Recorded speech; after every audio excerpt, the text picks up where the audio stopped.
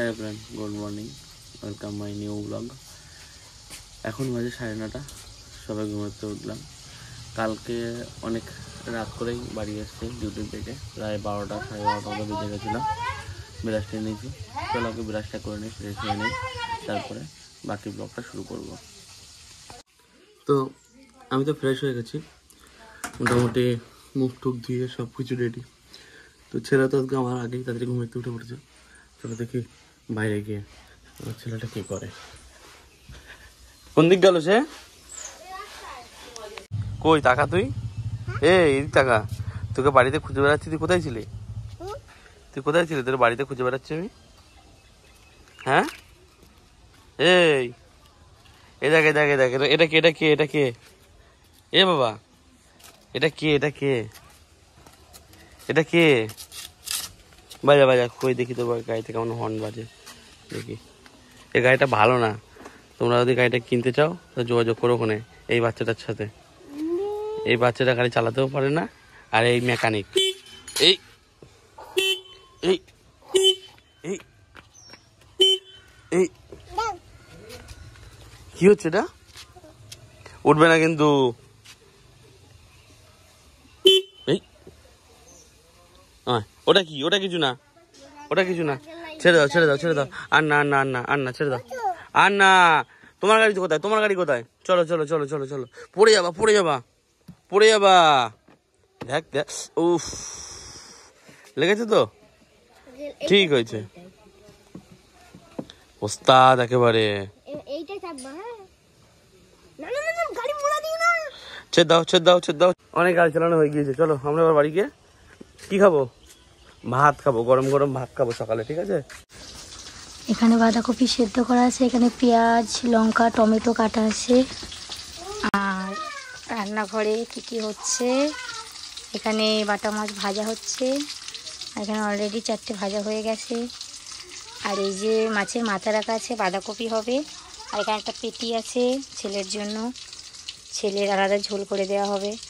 এই যে ছেলের গাজর দিয়ে আলু দিয়ে এগুলো দিয়ে তরকারি, আর এই যে মাছের ঝোলের আলু। তো দুপুরবেলার মেনু তোমরা দেখতেই পেলে, এবার রান্নাটা হোক, তারপর দেখা হচ্ছে। টাটা। এখন দেখো বিমানের চান করানো হচ্ছে, তেল মাখানো হচ্ছে। আগে তেল মেখে নিক, এই যে তেল মাখছে মা। মা তুমি মাখো, তুই ইস, তুমি মাখো তুমি মাখো, ভালো করে পেটে মাখো, পেটে পেটে। বাবা কি করবা তুমি এখন? পায়ে তেল মাখাতে বলছে, পায়ে। ই ই ই কি করবা তুমি এখন? কি করবা? যাও যাও যাও, কই দেখি পা কোথায়? এই তেল মেখে বেরিয়ে পড়েছে। ওই যে ওর বন্ধু ডাক দিয়েছে, ওটা নাকি ওর বন্ধু।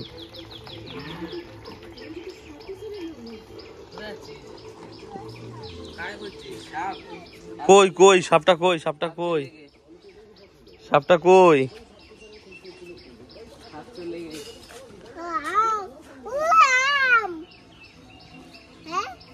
কই সাপের ডাকো, সাপের ডাকো। ও কটা সাপ? কটা সাপ? কটা? দুটো সাপ? তুমি দেখেছো? উই বাবা, চলো চলো চলো, চান করতে হবে, চলো চলো চলো চলো চলো চলো, আগে চলো চানটা করে নেই, চলো চলো। চান করবি না তুই? তেল টেল মেখে এখন হচ্ছে ফুটবল খেলা। মারো,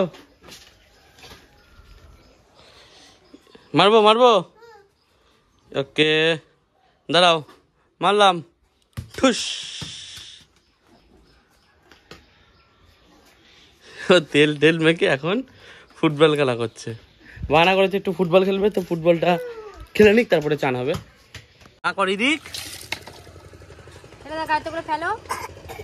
কি ইস, কি অবস্থা! এক্ষুনি তুই পটি করলি, ওগুলো গালের মধ্যে ছিল। আরে জ্বালা, ঢালো ঢালো, জল ঢালো, জল ঢালো, জল ঢালো, যা। এই আবার চান করতে করতে শুধু এদিক ওদিক এদিক ওদিক। মা করে দিক, মা করে দিক, মা করি দিক পেটে দাও, পেটে। উস পিঠে দাও, পিঠে জল ঢালার স্টাইল। পিঠে দাও, পিঠ ভিজছে না, পিঠ ভিজছে না তো। পিঠে দাও বাবা। ও পিঠে জল দিতে পারে না, পিঠে দাও দাও, তুমি চান করে দাও, তুমি চান করে দাও। ছেড়ে দাও, মার কাছে ছেড়ে দাও, মার কাছে ছেড়ে দাও। একটু পাড়লে দি, একটু পাড়লে দি, একটু পাড়লে দি। আয় আয়, শুরু হয়ে গেছে। ওর গলায় যত জোর ছিল। আয় আয়, দাও দাও দাও দাও দাও।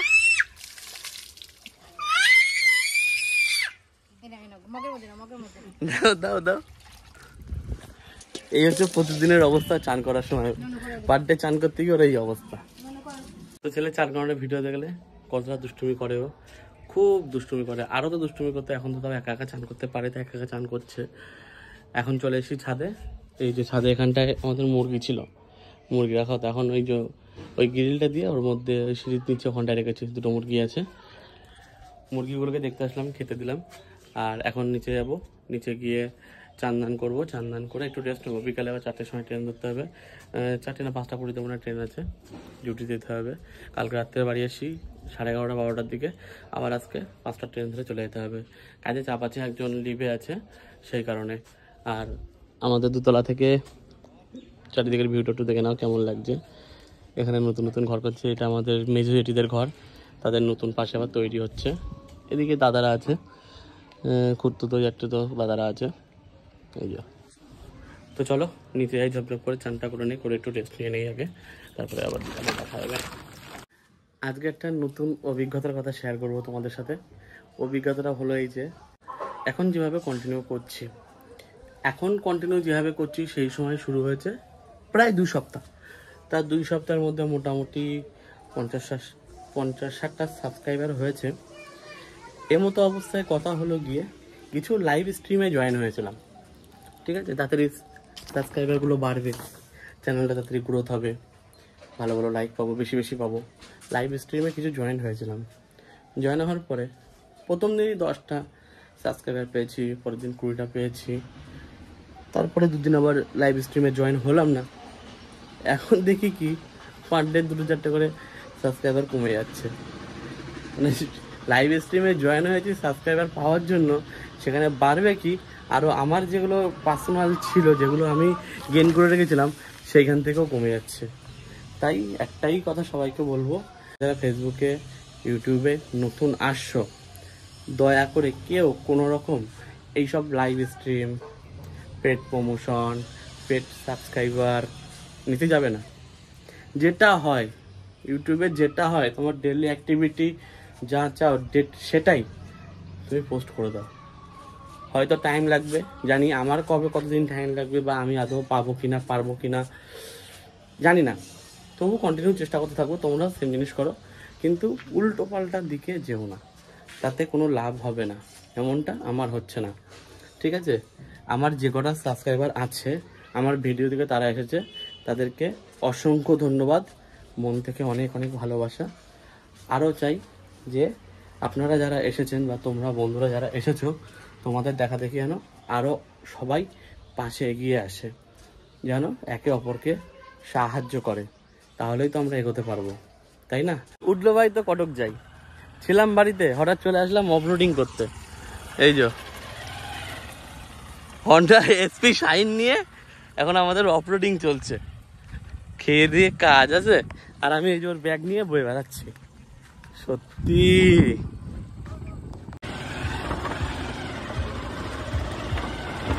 ও क्या অফরোডিং এ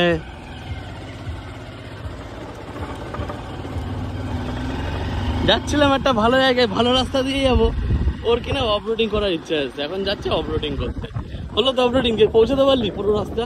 ওই দেখ ওই দেখ ওই দেখ।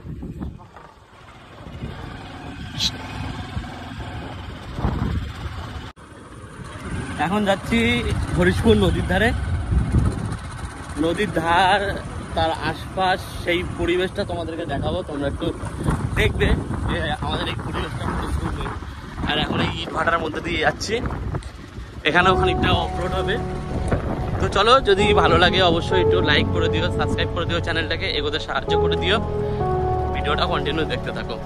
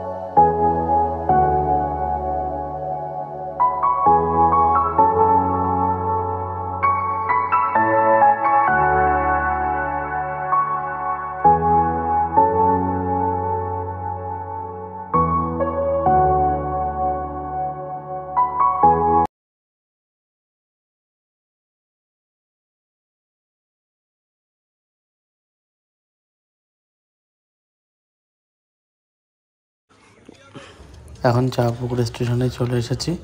এখন বাজে 4:15, ট্রেনটা আসবে 4:28। বলেছিলাম 5:20 ট্রেনটা ধরবো, কিন্তু হলো না। সাইড থেকে কাজের ওখান থেকে ফোন করে বললো একটু তারও আগে আসতে, তাই বাধ্য হয়ে 4:28 ট্রেনটাই ধরতে হলো। তো চলো কাজের দিকে যাই। অনেক ঠেলাগুতো করে শেষ পর্যন্ত কাজে পৌঁছালাম। বাস, ট্রেন, বাইক, কত রকম ঠেলাগুতো করতে হয় কাজে আসার জন্য। তারপরে যেখানে নামবো বাস স্ট্যান্ডে, সেখান থেকে 45 মিনিট হেঁটে হেঁটে আবার এই পর্যন্ত আসো, খুব চাপের হয়ে যায়। তো এখন পর্যন্ত পৌঁছালাম, বাজে 7:30, 1:45 বেজে গিয়েছে। যাবো গিয়ে দেখি কি রান্নাবান্না করতে হয় না করতে হয়। ডাল নিয়ে নিয়েছি, ব্যাগটা প্রচণ্ড ভার আছে। ব্যাগে 5 কেজি মতো চাল আছে, আলু আছে, পেঁয়াজ আছে, 500 ডাল আছে। সেজন্য ব্যাগটা বেশ ভালো হয়েছে, হাঁটতে খুব কষ্ট হচ্ছে। আর হয়তো ভিডিও করতে পারবো না কন্টিনিউ, কারণ খুবই কষ্ট হচ্ছে। এবার রান্নাবান্না করে একটু রেস্ট নেবো, যদি পারি করবো, না হলে ভিডিওটা এখানেই এন্ড করবো। কিছু মনে করো না প্লিজ। নেক্সট ভিডিওর জন্য তৈরি থেকো, আবার দেখা হবে নেক্সট ব্লগে।